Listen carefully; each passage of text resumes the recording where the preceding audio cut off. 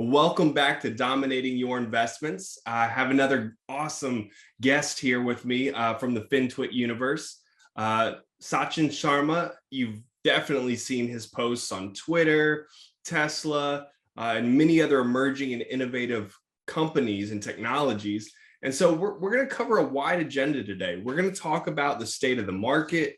Obviously, there's a lot of panic, especially for new investors. And we're going to just talk about what we're seeing. And for both of us who've lived through that and invested, keeping calm, right, through this. We're also going to talk about the Reagan National Defense Forum that happened today. And Dr. CEO Alex Karp spoke at this. And there were some really excellent things that were shed on just where we need to go as a country for the US to better protect our country from a technology standpoint.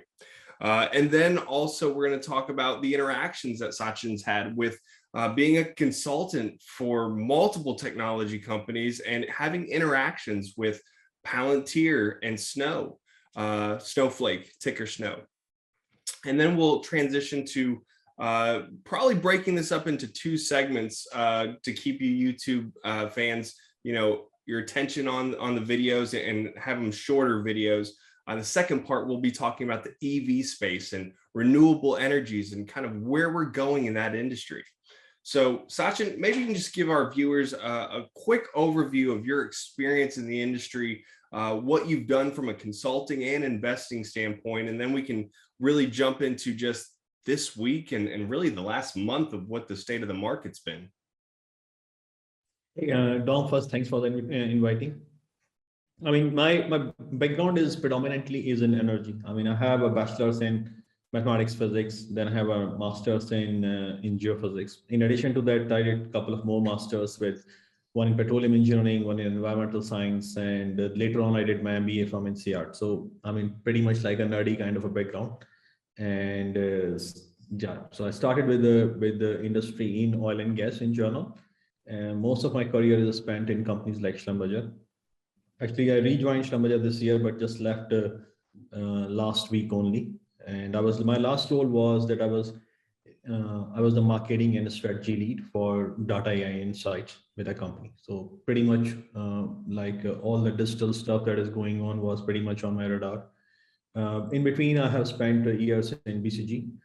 Most of my work in BCG was on the digital transformation in energy, how different sectors are actually moving towards energy transition. I worked with large companies, governments, regulators on roadmaps, what to be done throughout this whole crisis of COVID. Energy transition is something which is close to me. And yeah, I think there's a lot of stuff still need to be done. So that is something I'm still very passionate about. As of today, I just took a detour in my career and pretty much like independent. I mean, I have my own company to start and have some work that is ongoing, is working with some strategy consulting, helping a couple of ESG funds in journal. And some of the TNC is still being discussed, contracts to be signed. Couple of contracts assigned are more with the business school, kind of like helping young students to navigate through the energy transition career. I mean, preparing for MBB strategy kind of a job, things like that.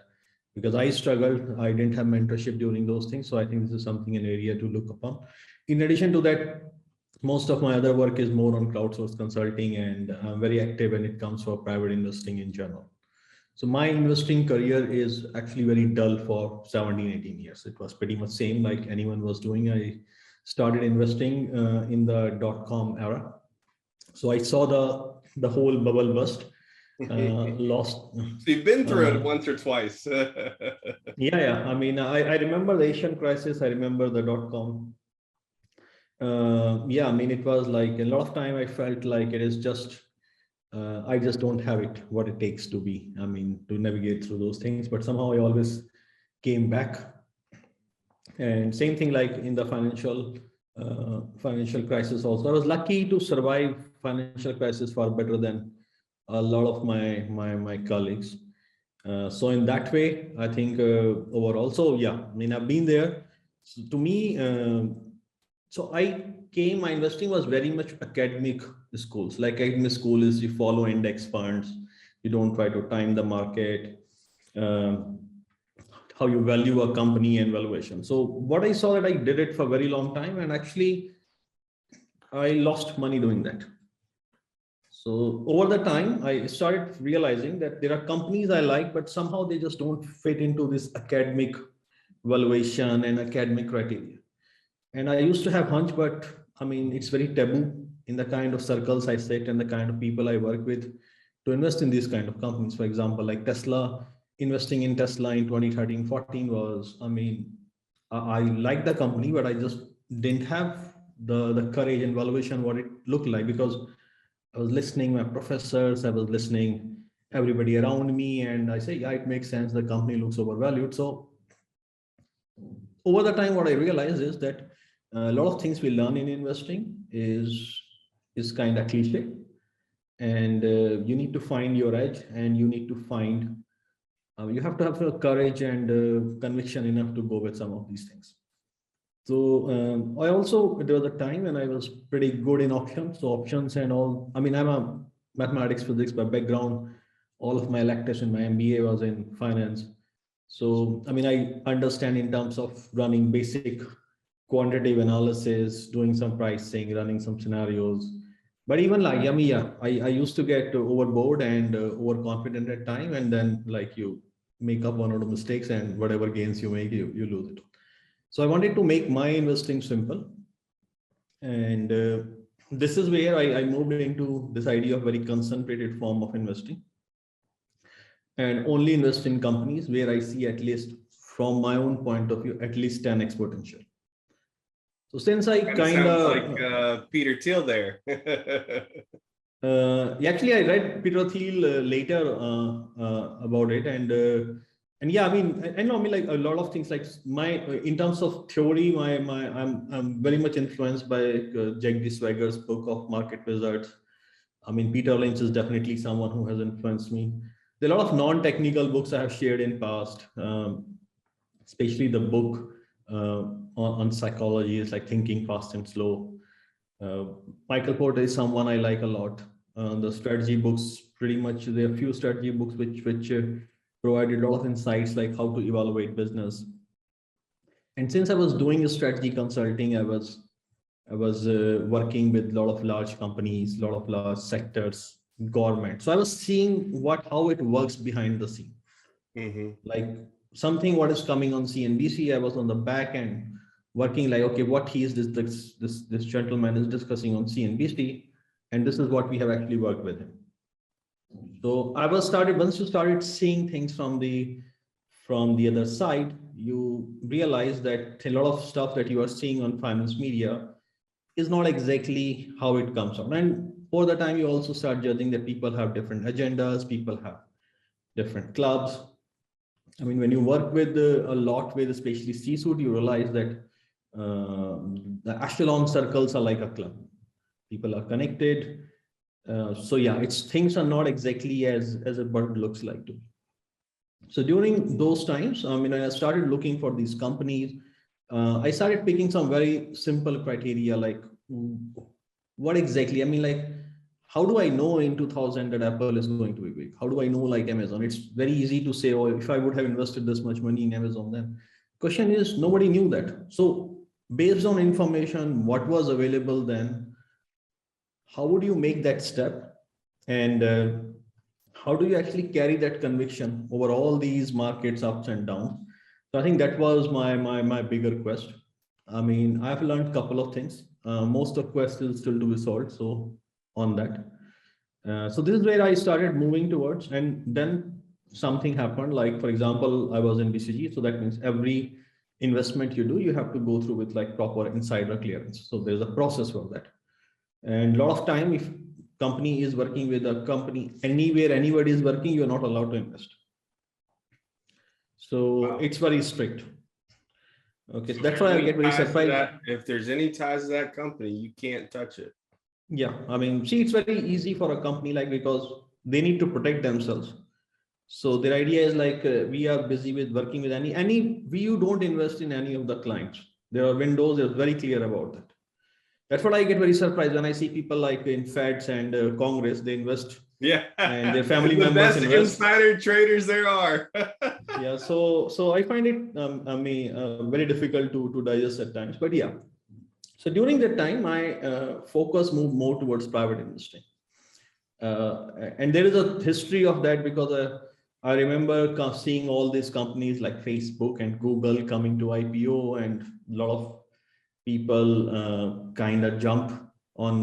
You realize, okay, employees who had stocks and equity, they are millionaire now, and you say, okay, man, how do I get? I mean, how do you see social networking movie and you see Peter Thiel investing in Facebook? Question is how you are that guy, and that's how things change.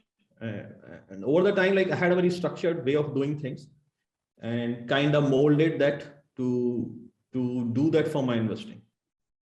So I started small in private investing, but private investing comes with a lot of nuances, a lot of complexities.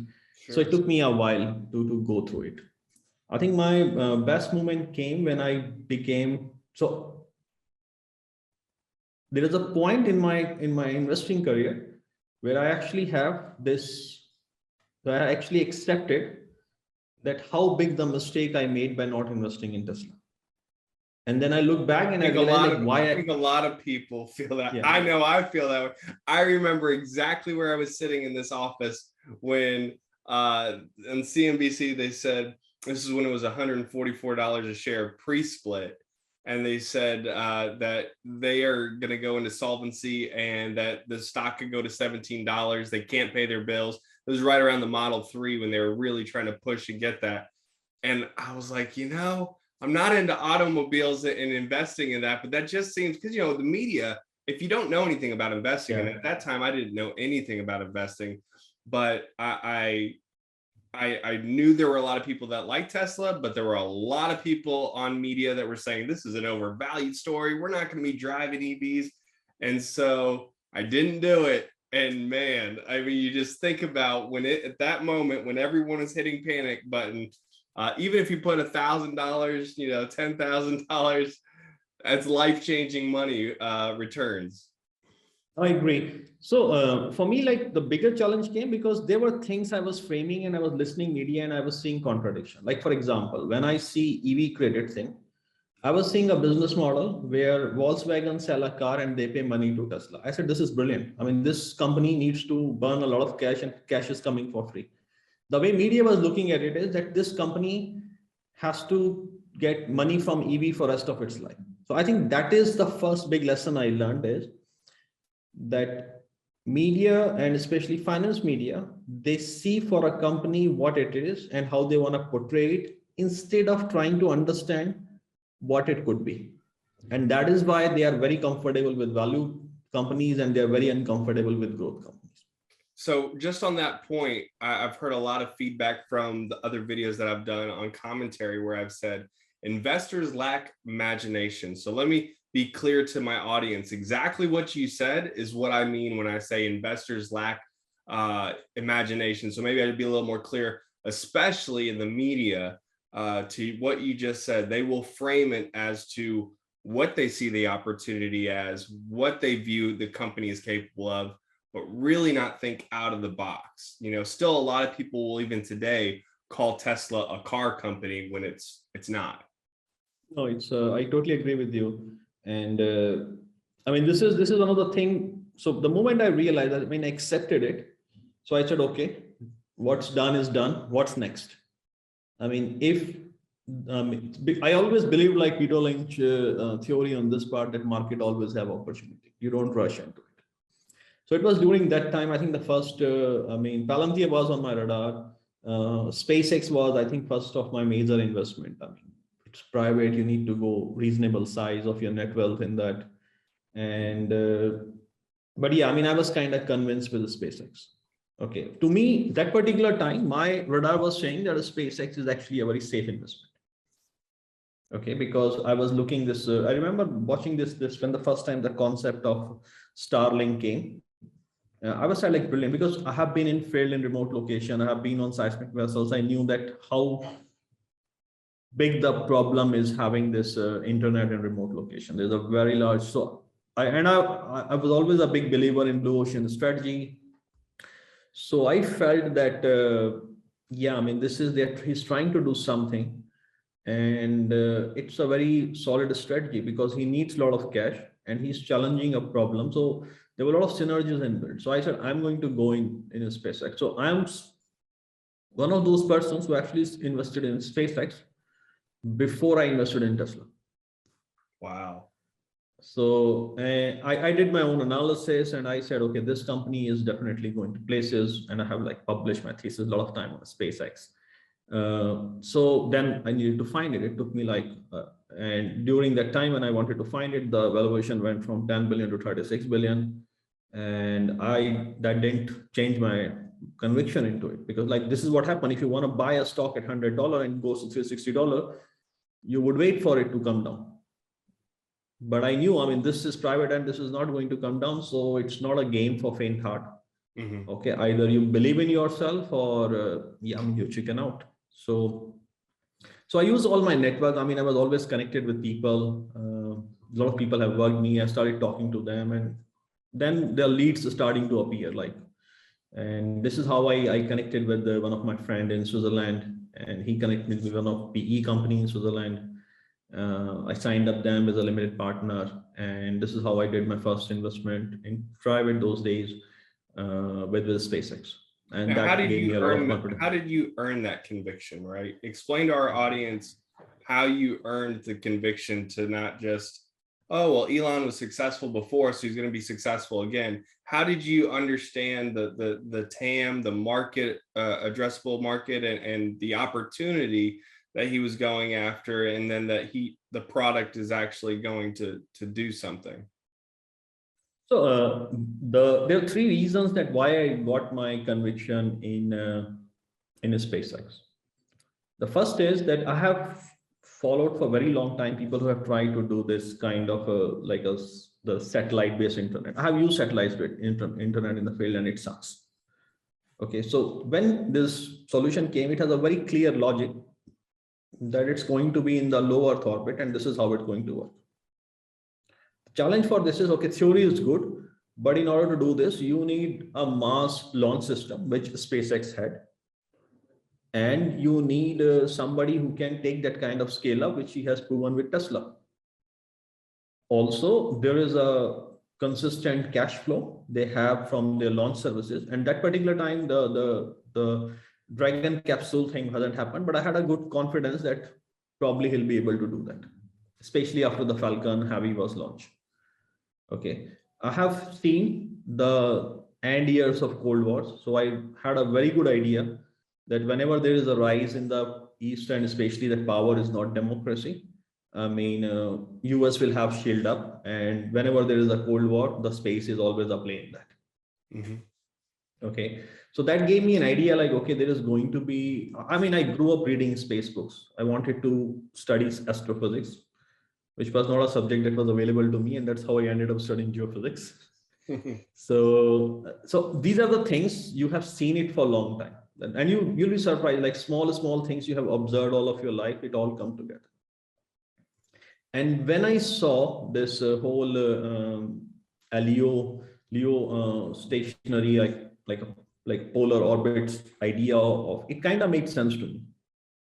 Okay, then and when I, like, people said you need to save for your retirement, I said, yeah, I'm saving for my retirement, I'm investing in SpaceX. People in my circle were really surprised. I mean, it's taboo to do these kind of things. I mean, sure, space is one of the riskiest sector. And yeah, I mean, you talk to certain investors and even people just on the street, and you talk about space exploration and investing in it, and it's like, who can afford to go to space, right? It's like $250,000 to get a seat on there for a quick, ride, right? It's the most expensive roller coaster there is.